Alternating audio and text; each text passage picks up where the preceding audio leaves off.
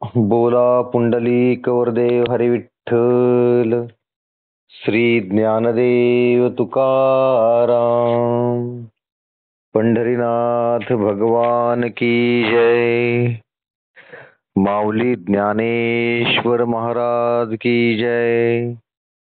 जगद्गुरु तुकाराम महाराज की जय.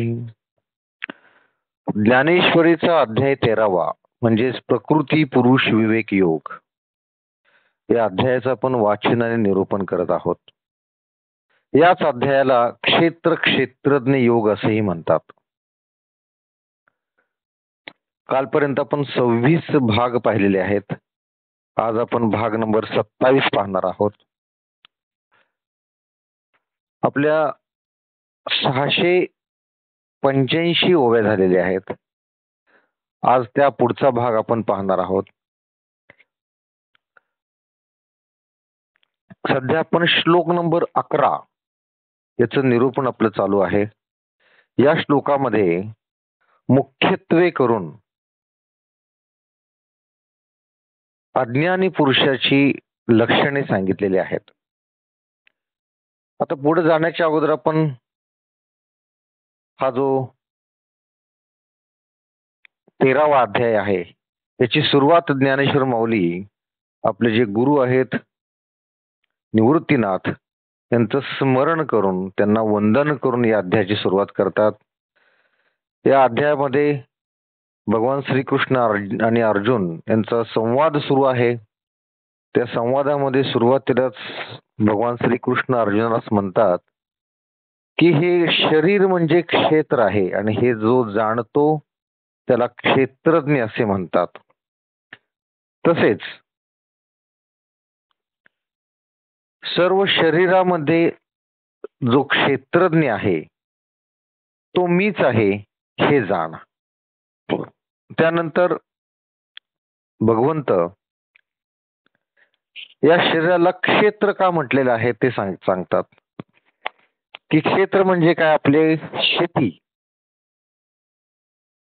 आता याला क्षेत्र का म्हटलेलं आहे तर शेती जशी आपण आपल्या मेहनतीनं कसतो, जेवढ्या मेहनतीने कसतो तेवढं त्यातून आपल्याला उत्पन्न मिळतं. तसंच हे शरीर, या शरीराच्या माध्यमातून आपण जेवढे काही सत्कर्म करतो आणि दुष्कर्म करतो त्या प्रमाणात आपल्याला पाप आणि पुण्य याचा लाभ होत असतो. म्हणून आपण सत्कर्म करावीत असं इथे सांगितलेलं आहे. त्यानंतर विषय येतो की या शरीरावर म्हणजेच या क्षेत्रावर अधिकार कोणाचा आहे तर कर्मवादी लोक म्हणतात, त्यांच्या पद्धतीने ते समजून सांगतात. तसंच सांख्य मतवादी लोक, त्यानंतर संकल्पवादी लोक, त्यानंतर जे कालवादी लोक आहेत, स्वभाववादी लोक आहेत, हे आपापल्या परीनं हे जे क्षेत्र आहे या क्षेत्रावर कुणाचा अधिकार आहे हे सांगतात. पण कोणालाही हे पटवून देता येत नाही की या शरीरावर, या क्षेत्रावर अधिकार कोणाचा आहे. त्यानंतर भगवंत अर्जुनास सांगतात की हे जे क्षेत्र आहे हे क्षेत्र म्हणजे काय आहे तर हे क्षेत्र 36 तत्वांपासून बनलेलं आहे. हे 36 तत्व, त्या 36 तत्वांपासून हे क्षेत्र बनलेलं आहे. त्यानंतर आपण पाहिलं की श्लोक नंबर 7 मध्ये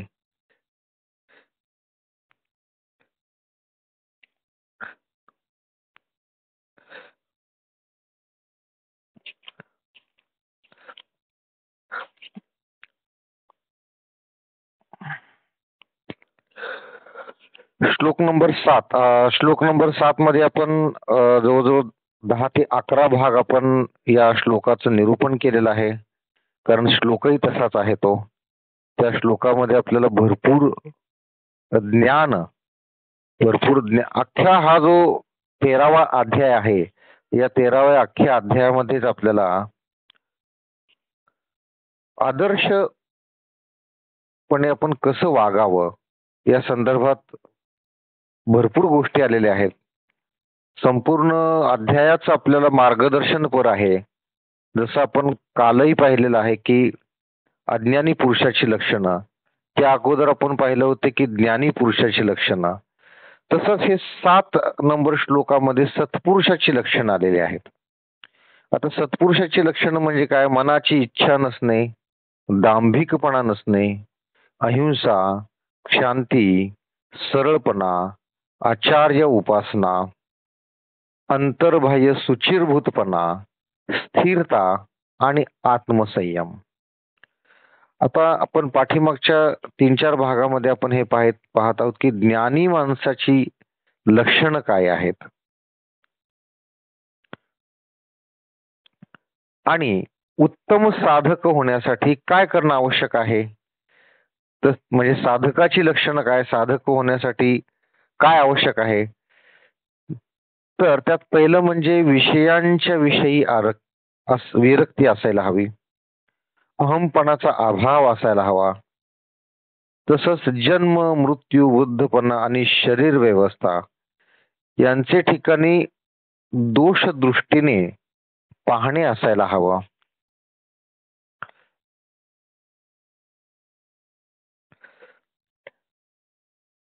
तसेच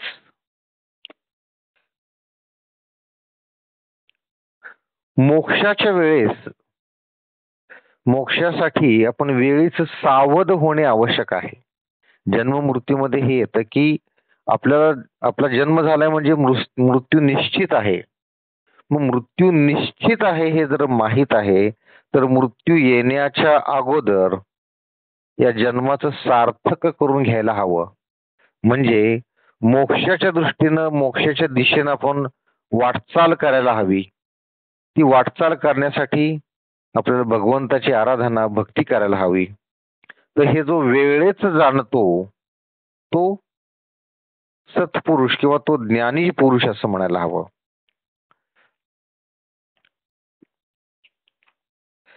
त्यानंतर अध्याय नंबर श्लोक नंबर 11 मध्ये ज्ञानी पुरुषाची लक्षणं आपण पाहिलेली आहेत. तसेच अज्ञानाची लक्षणं आता आपण पाहत आहोत. तर त्यामध्ये आत्मज्ञानात निमग्न असणे, पारमार्थिक ज्ञानाचा साक्षात्कार होणे ही लक्षणे ज्ञान प्राप्ती करून देणारी आहेत. म्हणून त्यांना ज्ञान असे म्हटले आहे. आणि याहून जे उलट आहे ते अज्ञान. आता अज्ञानाची लक्षणं आपण पाहत होतो. अज्ञानी पुरुषाची लक्षणं आपण पाहत होतो.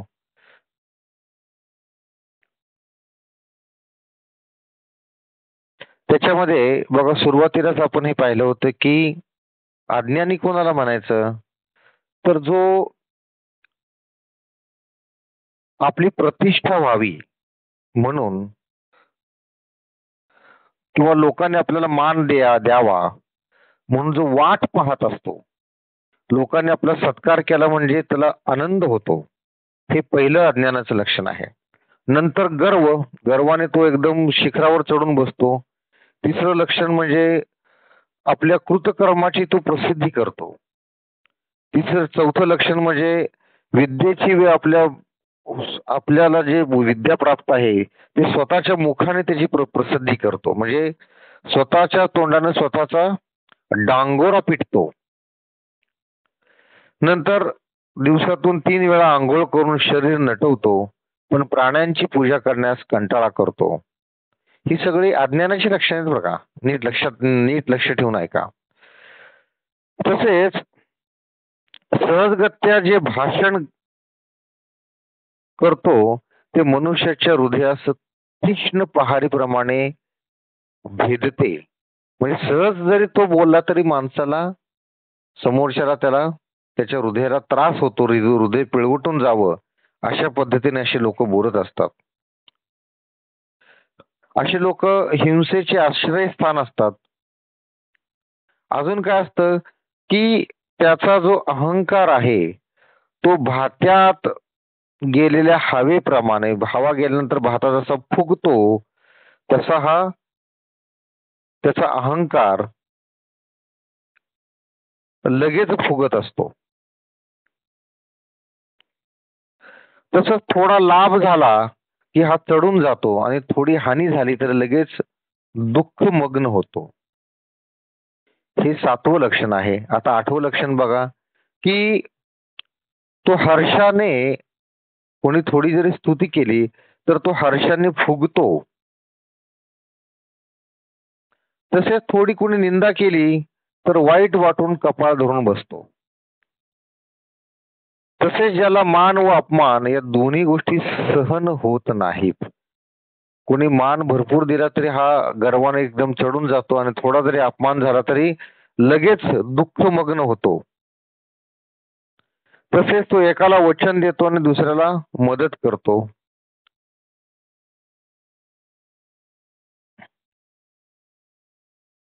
त्याप्रमाणे घात करणे, सांगून एखाद्याला एक सांगायचं आणि त्याचा घात करायचा, हेही लक्षण याच्यामध्ये आहे. ते लक्षण नंबर 9 आहे. तसंच 10 नंबरचं लक्षण हे आहे की अशा लोकांची बाह्यतकारी कृत्य मात्र चांगली वाटतात.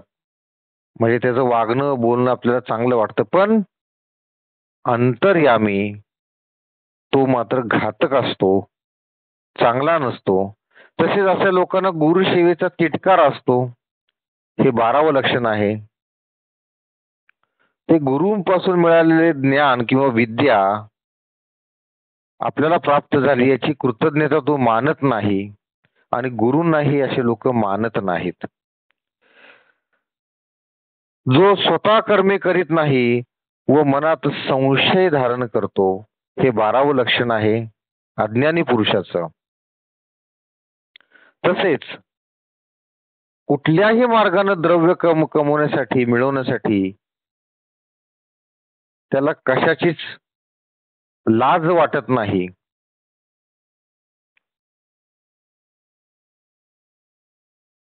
आपले किंवा दुसऱ्याचे याचा विचार न करता जो द्रव्याची अभिलाषा करतो, हे 13वं लक्षण आहे. तसंच स्त्री संघाविषयी निर्लज्ज असतो. स्वधर्माप्रमाणे कर्म करण्याची वेळ चुकली किंवा नित्य नैमित्तिक करायचे कर्म राहिले तरी त्याच्याबद्दल त्याच्या मनात शंका येत नाही. आता नित्य नैमित्तिक कर्मे किंवा स्वधर्माची कर्मे म्हणजे काय? तर रोज सकाळी आपण आपलं ठरलेलं असतं, उठायचं 8 वाजता, अंघोळ करायची, देवाची पूजा करायची, पूजा अर्चा करायची, देवाला नैवेद्य दाखवायचा, गाईला घास काढून ठेवायचा, गाईला घास द्यायचा, वगैरे वगैरे जी आपली सगळी स्वधर्माची जी कर्मे आहेत, ही जर एखाद्या वेळेस चुकली तर अशा लोकांना काहीच वाटत नाही. चुकलं तर चुकलं म्हणतात. म्हणजे हे अज्ञानाचं लक्षण आहे. तसेच अशा लोकांच्या मनात संशय भरलेला असतो आणि पुण्यकर्माच्या आचरणाबद्दल असे लोक निर्लज्ज असतात. द्रव्यप्राप्तीविषयी पाप पुण्याची चाड हे असे लोक बाळगत नाहीत. हे अज्ञानाचं लक्षण आहे. म्हणजे कुठल्याही मार्गानं द्रव्य म्हणजे पैसा कमवणे हा एकच उद्देश त्यांच्या मनामध्ये असतो. असे लोक म्हणजे अज्ञानाचा पुतळाच असतात. अशा लोकांचा बुद्धीचा स्थिरपणा लगेचच ढळतो. कसं की डबक्यात पाय टाकल्याप्रमाणे पाणी जसे गढूळ होते, तसे असे लोक लगेच घाबरून जातात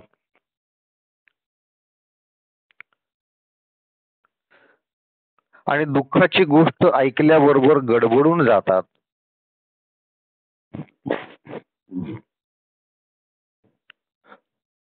असे लोक कुठल्याही शहराच्या ठिकाणी किंवा तीर्थाच्या ठिकाणी कायम राहत नाहीत.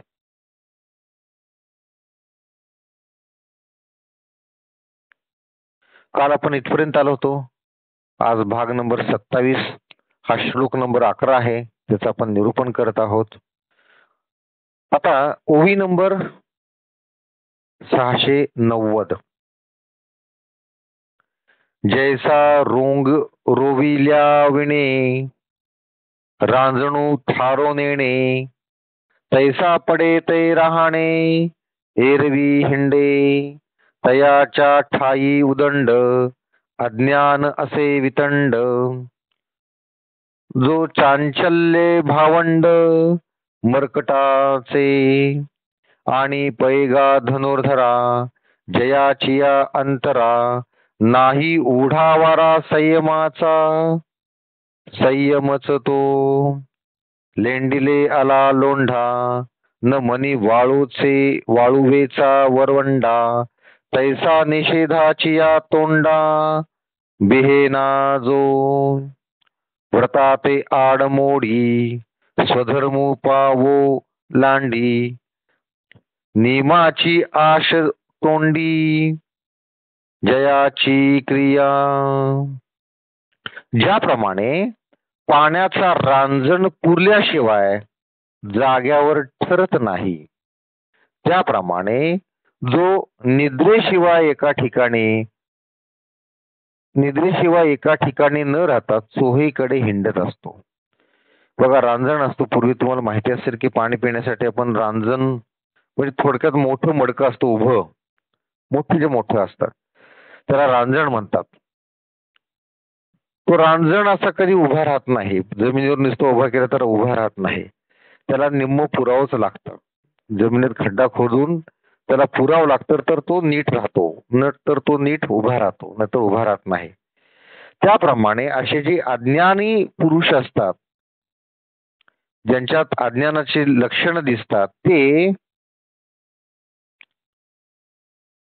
निद्रेशिवाय एका ठिकाणी न राहता चहूकडे हिंडत असतात. झोपत पण नाहीत, इकडे तिकडे फिरत असतात. व ज्यांची माकडाप्रमाणे नेहमी चळवळ चालू असते, त्यांच्या ठिकाणी अज्ञान पूर्णपणे वास करते. म्हणजे असे लोक स्थिर नसतात, ना मनानं स्थिर असतात, ना शरीरानं स्थिर असतात. मनानं स्थिर नसल्यामुळं काय की त्यांना थोडं दुःख झाले तर ते गडबडून जातात, थोडं कोणी स्तुती केली, थोडी कशाची प्राप्ती झाली तरी हुरळून जातात. आणि शरीराने स्थिर नसतात म्हणजे काय, माकडाप्रमाणे सारखं इकडे तिकडे त्यांची चळवळ चालू असते. आणि अर्जुना, ज्याचे अंतर्यामी आत्मसंयमाचा वासही नसतो, आत्मसंयम अजिबात नसतो. आत्मसंयम असेल तर त्याला अज्ञानी कोण म्हणाल? आत्मसंयम अजिबात नसतो, संयमच नसतो अशा लोकांच्यात. ज्याप्रमाणे एखाद्या ओहळास लोंढा आला म्हणजे तो वाळूच्या बांधास जुमानत नाही, त्याप्रमाणे जो शास्त्र निषिद्ध गोष्टीस भीत नाही. असे लोक शास्त्रात जे निषिद्ध सांगितलेले आहेत अशा गोष्टी करण्यास घाबरत नाहीत, भीत नाहीत. कसं तर एखाद्या ओहळास लोंढा आला म्हणजे तो वाळूच्या बांधास जुमानत नाही, वाळूचं बांध असं तो तोडून ओढा वाहतो. त्याप्रमाणे असे लोक शास्त्र निषिद्ध गोष्टी करण्यास घाबरत नाहीत. म्हणजे शास्त्रात सांगितलेलं आहे की खोटं बोलू नये, हे लोक खोटं बोलतात. शास्त्रात सांगितलेलं आहे की आपण विषय उपासना नाही करावं, विषय वैराग्य बाळगावं, पण हे तसं करत नाहीत, वगैरे वगैरे. म्हणजे शास्त्र पाळत नाही, शास्त्रात सांगितलेले नियम हे लोक पाळत नाहीत. अजून काय, जो व्रते पाळत नाही, असे लोक व्रते पाळत नाहीत, स्वधर्मास लाथेने झुगारतो व शास्त्राने घालून दिलेल्या नियमांविरुद्ध ज्याची क्रिया असते. म्हणजे पूर्वपारूत जे आपलं शास्त्र सांगतं ते शास्त्राला हे लोक मानत नाहीत, स्वधर्मास लाथेने झुगारतात. ही सगळी अज्ञानाची लक्षणं आहेत. नाही पापाचा कंटाळा, नेणे पुण्याचा जिव्हाळा. लाजेचा पेंडवळा, खाणोनी घाली. कुळसी जो पाठमोरा, वेदाज्ञेसी दुहा. कृतकृत्य व्यापारा, निवाडू नेणे. वसू जैसा माकाटू, वारा जैसा अफाटू. फुटला जैसा पाटू, निरंजनी. आंधळे हातीरू मातले, का डोंगरी जैसे पेटले. तैसे विषयी सुटले, तजयाचे पै उकरडा काय न पडे, मोकाटू कोणा ना तुडे, ग्रामद्वारेचे आडे नोलांडी कोणी. ज्याप्रमाणे ज्याला पापाचा कंटाळा नसतो, पुण्याचरणाचा लेशही माहीत नसतो, म्हणजे असे लोक कायम पाप करत असतात, पापाचा कंटाळा नसतो आणि पुण्य आचरण हे त्यांना माहीतच नसते. आणि जो लज्जेची मर्यादा खाणून टाकतो, म्हणजे निर्लज्ज असतात असे लोक, जो कुळधर्म ओळखत नाहीत, वेदातील आज्ञा मानित नाहीत व ज्याला बऱ्या वाईट गोष्टींची चाड नसते. बघा, आपल्या गल्लीमध्ये गावामध्ये जे गुंड लोक असतात, गाव गुंड असतात, त्यांना कशाची लज्जा नसते. कुठल्याही धर्मात सांगून दिलेल्या गोष्टी ते पाळत नाहीत. कुठल्याही प्रकारे आलेलं द्रव्य धन त्यांना चालतं. एक उदाहरण देण्यासाठी तुम्हाला सांगतोय, असे जे गावगुंड असतात त्यांची लक्षणं सगळे याला मॅच होत आहेत बघा. म्हणजेच ती अज्ञानाची लक्षणं आहेत. असे लोक कुळधर्म मानत नाहीत, वेदातील सांगितलेल्या आज्ञा मानत नाहीत, बऱ्या वाईट गोष्टींची यांना चाड नसते. ज्याप्रमाणे पोळ मोकळा सुटलेला असतो, पोळ म्हणजे वळू म्हणतात त्याला, बैल जो गावात मोकळा सुटलेला असतो, त्याच्या गळ्यात कधीही दोरी नसते, तो मोकळा असतो. किंवा वारा अफाट वाहतो अथवा रानातील फुललेल्या पाटांचे पाणी वाटेल तिकडे जाते. आंधळा हत्ती माजावा किंवा डोंगरास वणवा लागावा, त्याप्रमाणे ज्याचे मन विषयांविषयी बहकलेले असते. डोंगराला वणवा लागावा किंवा हत्ती जसा माजावा, त्याप्रमाणे अशा अज्ञानी लोकांचे मन विषयांच्या विषयी बहकलेले असते. हे पहा, उकिरड्यावर काय टाकीत नाहीत, पोळाला कोण आवरतो आणि वेशीच्या उंबऱ्यावर कोण जात नाही, असे प्रश्न विचारलेले आहेत. जैसे संत्री अन्न झाले का सामान्य बिक आले, वाणसियेचे उभविले कोण न रिगे, तैसे जयाचे अंतःकरण तयाच्या ठाई संपूर्ण, अज्ञानाची जाण वृद्धी आहे आणि विषयांची गोडी, जो जितू मेला नसंडी, स्वर्गी ही खावया जोडी येथुनीची, जो अखंड भोगाजचे जया व्यसन काम्य क्रियेचे, मुख देखोनी विरक्तीचे सचैल करी, विशोषिणोनी जाये परिनशिणे सावधू नोहे, कुहिला हाती खाये कोंढी जैसा. ज्याप्रमाणे आपण थोडस पाठीमाग जाऊयात, एक ओवी त्याचा अर्थ बघूया.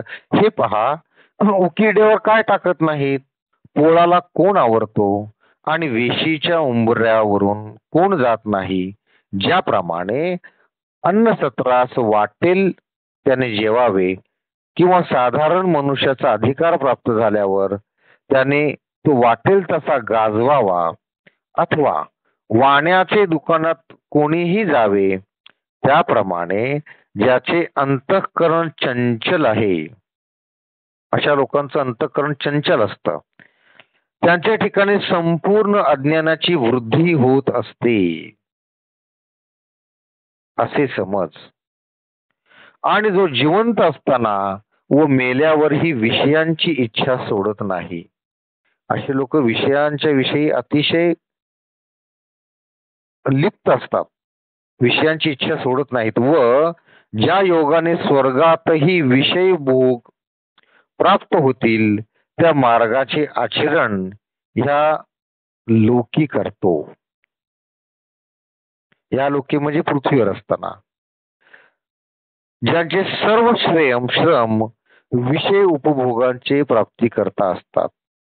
जे काय करणार, कष्ट करणार, पैसे मिळवणार, जे काय करणार ते फक्त विषय उपभोगांकरिताच करतात अशी लोक. त्याचीच प्राप्ती त्यांना महत्वाची वाटते. व ज्याला सकाम कर्माशिवाय इतर कर्मे आवडत नाहीत आणि विरक्तांचे दर्शन झाले असता तो सचैल स्नान करतो. ज्याप्रमाणे कोड असलेल्या मनुष्यास आपल्या कुजक्या हाताने अन्न खाण्यास खंत वाटत नाही. बघा, ज्याला कोड असतो किंवा ज्याला कुष्ठरोग झालेला असतो त्यांची हाताची बोट हळूहळू हळूहळू झडत जात असतात, जखमा झालेल्या असतात, पण तशा हाताने ते जेवण करतात, कारण दुसरा इलाज पण नसतो. अशा हाताने जेवणास त्यांना काही चाड वाटत नाही. तसंच त्याचप्रमाणे ज्यांच्या विषयास जरी कंटाळा आला तरी तो त्यास कंटाळत नाही. विषयांचा त्यांना कधीच कंटाळा येत नाही व कर्मफल प्राप्तीविषयी निरीच्छ होत नाहीत. कर्मफल प्राप्तीसाठी ते निरीच्छ कधीही होत नाहीत. बघा, ही जी सगळी लक्षणं आहेत हे ज्ञानेश्वर माऊली आपल्याला आरसा दाखवत आहेत. प्रत्येकाने आपापल्या परीने आपापल्या अंतःकरणात आपण कसे आहोत हे बघायचं आहे. त्यासाठी ही जी सगळी लक्षणं सांगितलेली आहेत त्या लक्षणांना घासून आपण आपले स्वभाव, आपलं वागणं हे बघायचं आहे. आपण असे तर नाही आहोत ना. त्यातली बऱ्यापैकी लक्षणं आपल्या प्रत्येकात आहेत. हे आपण स्वतः मान्य करायचं आणि ती लक्षणं, ती अज्ञानाची लक्षणं आपल्यातून काढून टाकायचा प्रयत्न करायचा आहे. प्रयत्न नव्हे, 100% काढूनच टाकायचा आहे. तर आणि तरच हे ज्ञानेश्वरी ऐकल्याचा आपल्याला काहीतरी लाभ झाला असं म्हणता येईल.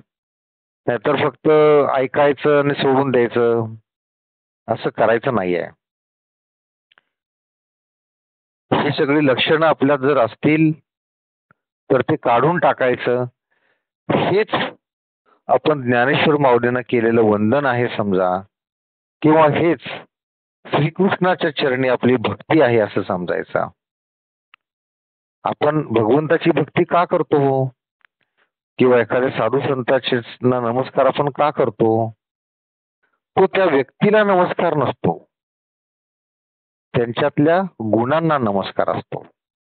आपण आपल्या मुलाचं नाव पांडुरंग ठेवतो, गणेश ठेवतो, विष्णू ठेवतो, शंकर ठेवतो. का, कशासाठी ठेवतो? तर त्या भगवंताचं नाव आपल्या मुखामध्ये कायम असावं. आपण त्याला हाक मारताना, ए गणेश ये इकडं, पांडुरंगा ये जेवायला बस, म्हणजे आपली आपोआप ही भक्ती होत असते. हे नाव ठेवण्याच्या पाठीमागं कारण हे असतं की त्या पुरुषाला त्या देवाची भक्ती करणं आवडत असतं. का, तर त्यानं त्या देवाचं महात्म्य ऐकलेलं असतं. म्हणजे तसं महात्म्य आपल्या मुलामध्ये यावं, देवाप्रमाणे आपला मुलगा असावा, या भावनेपोटी तो आपल्या मुलाचं नाव देवाचं ठेवत असतो. आणि हे पांडुरंग नावाचं पोरग किंवा गणेश नावाचं पोरग अभक्ष भक्षण करतं.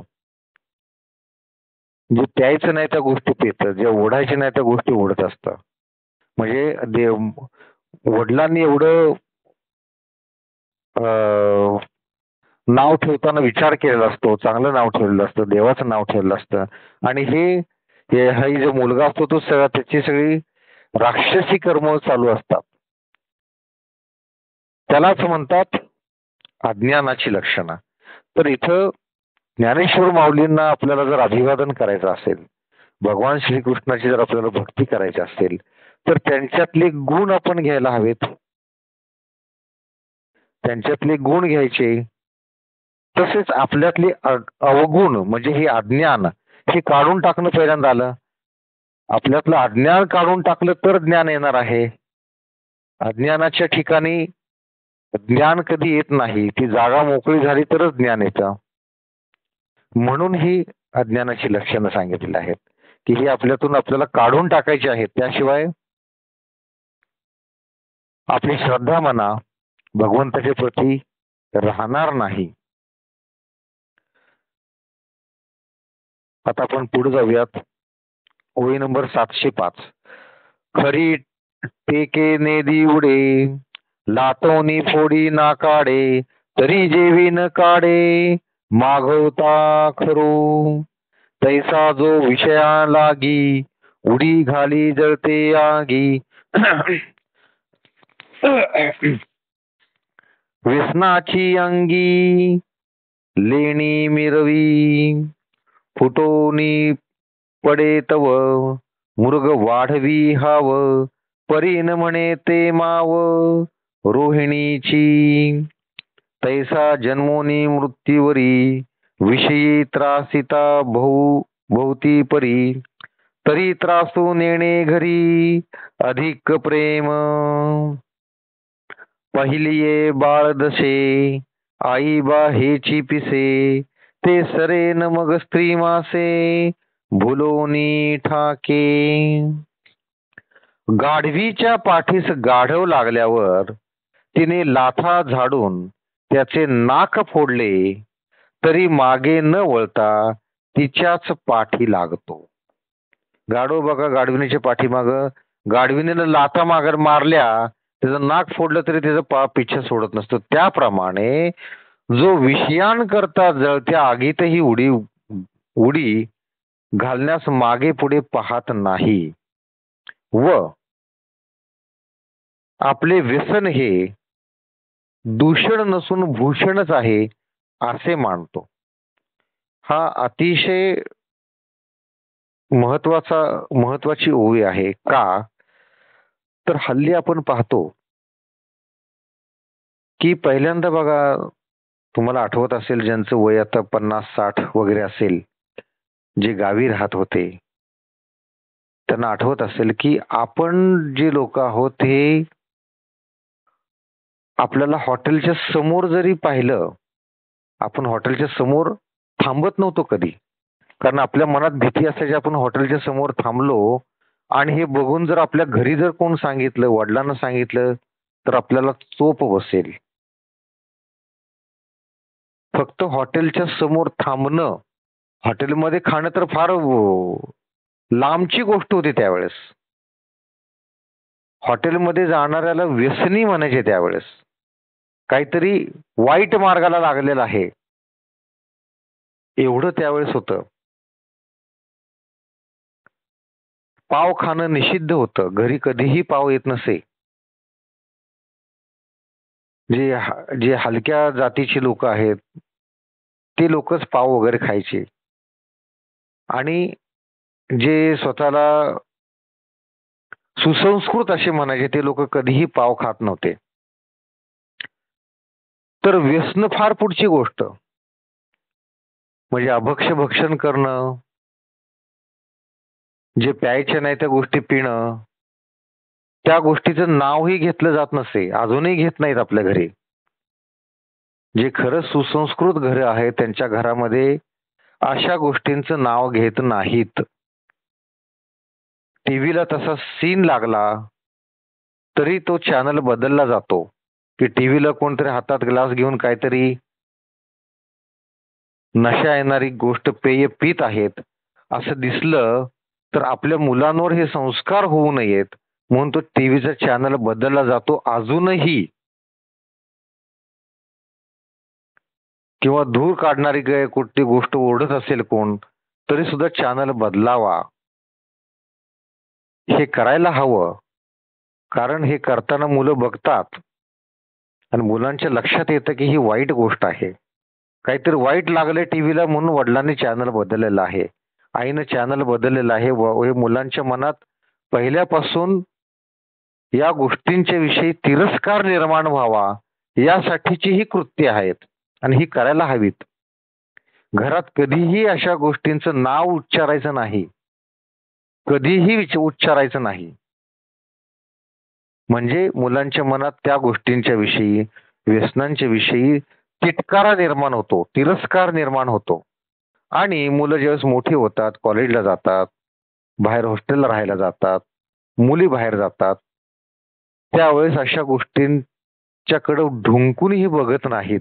त्याच्या मित्रांनी कितीही त्याला फोर्स करू द्यात, किती त्याला हे करू द्यात, ते त्या गोष्टीचं नाव सुद्धा घेणार नाहीत. हा घरातूनच संस्कार हवा, लहानपणापासूनच संस्कार हवा, की अशा गोष्टीचं नाव सुद्धा आपण उच्चारायचं नाही. पण हल्ली काय झालेलं आहे, अशा गोष्टी जे जे लोक करतात त्यांना लाज तर अजिबातच वाटत नाही, पण त्याचं भूषण वाटतं. बघा, तुम्ही बघा, हल्लीची लोक असं करतानाचे फोटो सोशल मीडियावर टाकतात. हातात ग्लास आहे आणि किंवा तसं काही काही घाण गोष्ट पीत आहेत, असे फोटो सोशल मीडियावर टाकतात. आता हे पुरुष करतात एवढ्यावर थांबत नाही, असे स्त्रिया सुद्धा करतात. म्हणजे आपली संस्कृती किती नीच स्तराला गेलेली आहे हे लक्षात घ्या. स्त्रिया सुद्धा अशा गोष्टी करतात. आता हे का घडतंय, तर शास्त्राचा अभ्यास घरात नाहीये, संत साहित्य घरात वाचन नाहीये, गीतेचा अभ्यास कोणी करत नाहीये, श्लोक कोणी पाठ करत नाहीये, आणि अशा गोष्टी कोणीही कोणाला समजून सांगत नाहीयेत लहानपणापासून. तर मग हे शेतामध्ये जसं तण माजतं तशी ही मुलं माजून जातात. पीक कधी माजत नाही बघा, तण माजत असतं. माजणं हा शब्द तणासाठी आहे. मग ही मुलं अशी माजून जातात आणि कुणाचंही ऐकत नाहीत. कारण संस्काराचं व्यसन त्यांच्या नाकात लहानपणीच घालायचं असतं, ते कोणीही घातलेलं नसतं. संस्काराचं जर व्यसन नसेल तर ही लोक, जसं यात सांगितलेलं आहे की जसं पोळ गावामध्ये फिरत असो तशी ही मुलं फिरतात. त्यांना कशाचाही काहीच वाटत नाही. तेच इथं आलेलं आहे की व्यसनांच्या संदर्भात असे लोक भूषण आहे असं समजतात. मृगजळाच्या लालसेने धावता धावता जरी मृगाचा ऊर फुटला तरी त्यांची हाव कमी न होता अधिकच वाढते व हे मिथ्या आहे किंवा वाईट आहे असे ते मानत नाहीत. मृगजळाच्या लालसेनं म्हणजे काय, की जो अघोरी आनंद आहे तो आनंद मिळवण्यासाठी असे लोक धावत असतात. आता अघोरी आनंद किंवा सात्विक आनंद नाही बरं का. सात्विक आनंद कशात असतो, भगवंताची भक्ती केली की आपल्याला सात्विक आनंद होतो, पूजा अर्चा केली की सात्विक आनंद होतो, ज्ञानेश्वरी सारखे ग्रंथ वाचले की सात्विक आनंद होतो, कोणाला पण मदत केली तरी सात्विक आनंद होतो. आणि अशा लोकांचा आनंद कशामध्ये असतो, तर काही अभक्ष खाणे, जे प्यायचे नाही त्या गोष्टी पिणे, नाका तोंडातून धूर आतमध्ये घेणे, धूर सोडणे, अशा लोकांना याच्यामध्ये आनंद वाटतो आणि त्याचं त्यांना काहीच वाटत नाही. हे मिथ्य आहे, हे वाईट आहे, त्याची त्यांच्या मनात खंत सुद्धा नसते. म्हणजे बघा आपला समाज किती अधोगतीला चाललेला आहे. या अशा अधोगतीला गेलेल्या समाजातून चांगलं काय उत्पन्न होणार आहे, काहीच उत्पन्न होणार नाहीये. आणि याच्यावर कोणाचाही कंट्रोल नाहीये. आई वडिलांनी आपल्या मुलांना ताब्यात ठेवलं पाहिजे, लहानपणापासून संस्कार केले पाहिजेत. ते घडत नसल्यामुळं अशा या अवलादी सध्या सगळ्या समाजात फिरत आहेत. त्याप्रमाणे जन्मापासून मरेपर्यंत विषय प्राप्ती करता सारखे श्रम करतात. यांचा फक्त उद्देश काय असतो? विषय प्राप्ती. विषय प्राप्ती करता ही जे लोक आहेत हे श्रम करीत असतात. हे अज्ञानाचं लक्षण आहे, लक्षात घ्या. तथापि त्याबद्दल त्यास तिटकारा न येता उलट अधिकच प्रेम वाटते. तिटकारा कधी येईल हो? जर त्याच्या मनात जर तुम्ही तिटकारा लहानपणापासून जर भरला असेल तर येईल ना. त्याला जर कोणी पाडून ज्याच्यावर संस्कार केलेले आहेत त्याला जर कोणी पाडून नाक तोंड दाबून जर त्याच्या तोंडात जर कोणी अशी जर घाण पेय ओतायला लागला तर तो नाक तोंड बंद करून जीव सोडेल, पण ती वस्तू तोंडात घेणार नाही. याला म्हणतात संस्कार, याला म्हणतात तिटकारा. त्या गोष्टीच्या बाबतीत तिटकारा, तिरस्कार म्हणतात. तिरस्काराची पुढची अवस्था म्हणजे तिटकारा. तो तुम्हाला त्या मुलाच्या मनात लहानपणापासून भरावा लागतो, असा येत नसतो. तर अशा लोकांना त्या अशा घाण गोष्टींच्या बाबतीत तिटकारा अजिबात नसतो, उलट अधिकच प्रेम असतं.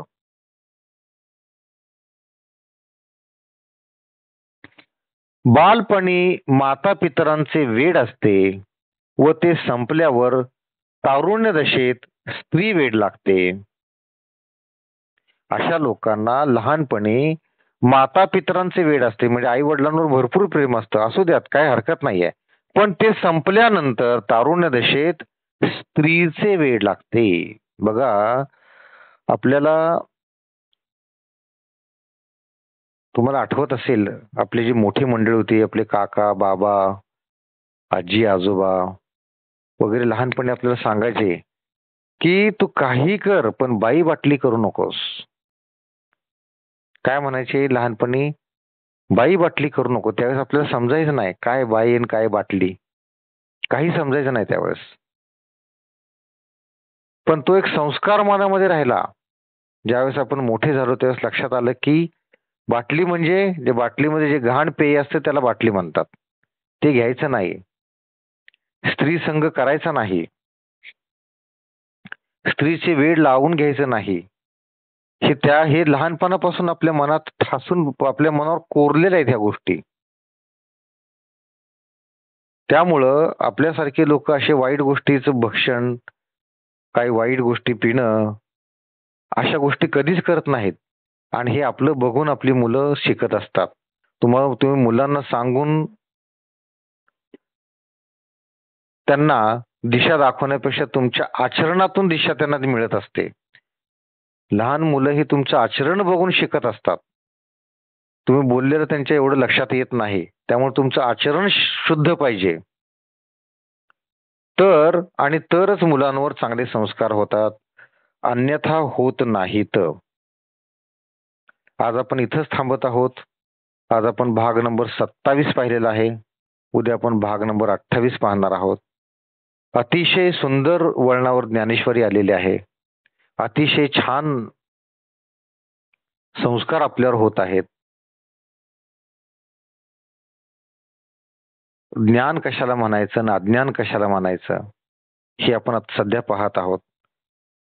सर्वांनी डोळे मिटायचे आहेत आणि आज जसं आपण वाचलेलं आहे तशी अज्ञानाची काही लक्षणं आपल्यामध्ये असतील तर ते काढून टाकण्यासाठी मनोमन निश्चय करायचा आहे. आणि तो निश्चय माऊलीच्या पायाशी आणि श्रीकृष्णाच्या पायाशी अर्पण करायचा आहे. बोला पुंडलिक वरदेव हरी विठ्ठल, श्री ज्ञानदेव तुकाराम, पंढरीनाथ भगवान की जय, माऊली ज्ञानेश्वर महाराज की जय, जगद्गुरु तुकाराम महाराज की जय, सर्व संतों की जय. जय जय रघुवीर समर्थ. राम कृष्ण हरी.